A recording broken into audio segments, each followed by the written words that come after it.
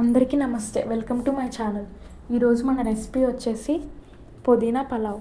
ఇంట్లోనే ఈజీగా పుదీనా పలావ్ని ఎలా ప్రిపేర్ చేసుకోవాలో ఇవాళ మన వీడియోలో చూద్దాం. ఫస్ట్ మిక్సీ జార్ తీసుకొని 1 కప్పు పుదీనా, కొంచెం కొత్తిమీర, 5-6 పచ్చిమిర్చి,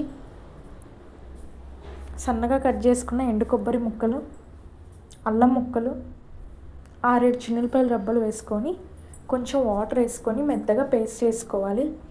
తర్వాత స్టవ్ మీద కళాయి పెట్టుకొని 2 స్పూన్స్ ఆయిల్ వేసుకోవాలి. ఆయిల్ హీట్ అయ్యాక 2 చెక్క, 2 లవంగాలు, 2 యాలకులు, 2 బిర్యానీ ఆకు వేసుకొని బాగా వేగనివ్వాలి. బాగా వేగాక సన్నగా కట్ చేసుకున్న 3 ఉల్లిపాయల ముక్కలు వేసుకొని ఆనియన్స్ బాగా మగ్గాక కట్ చేసుకున్న 2 క్యారెట్ ముక్కలు, 1 బంగాళదుంప ముక్కలు వేసుకొని ఒకసారి బాగా కలుపుకున్నాక సన్నగా కట్ చేసుకున్న టమాటా ముక్కలు వేసుకొని ఒకసారి బాగా కలుపుకొని 2 మినిట్స్ బాగా మగ్గనివ్వాలి. తర్వాత 1 టీ స్పూన్ అల్లం వెల్లుల్లి పేస్ట్ వేసుకొని పచ్చివాసన పోయేంత వరకు బాగా కలుపుకున్నాక 1/2 టీ స్పూన్ పసుపు వేసుకోవాలి. ఆయిల్ సపరేట్ అయ్యే వరకు 2 మినిట్స్ బాగా మగ్గనివ్వాలి.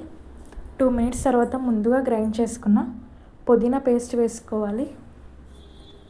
పుదీనా పేస్ట్ వేసుకొని ఒకసారి బాగా కలుపుకున్నాక 2 మినిట్స్ తర్వాత పెరుగు 2 స్పూన్స్ వేసుకోవాలి.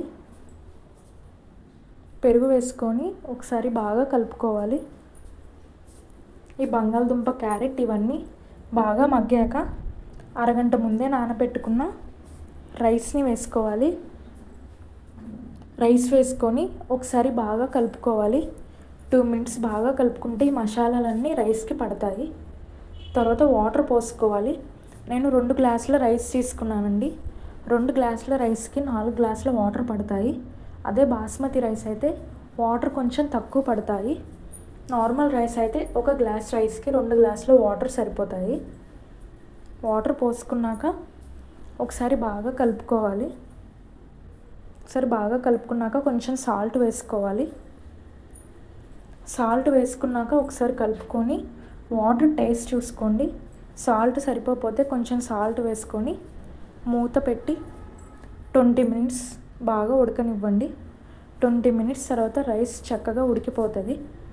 వాటర్ ఉన్నట్లు అనిపిస్తే మీకు ఇంకో 5 మినిట్స్ ఉడకనివ్వండి. అంతే అండి. క్విక్ అండ్ ఈజీ రెసిపీ అయిన పుదీనా పలావ్ ఈజీగా ఇలా ప్రిపేర్ చేసుకోండి. నా వీడియో కనుక మీకు నచ్చినట్లయితే ప్లీజ్ సబ్స్క్రైబ్ చేసుకోండి.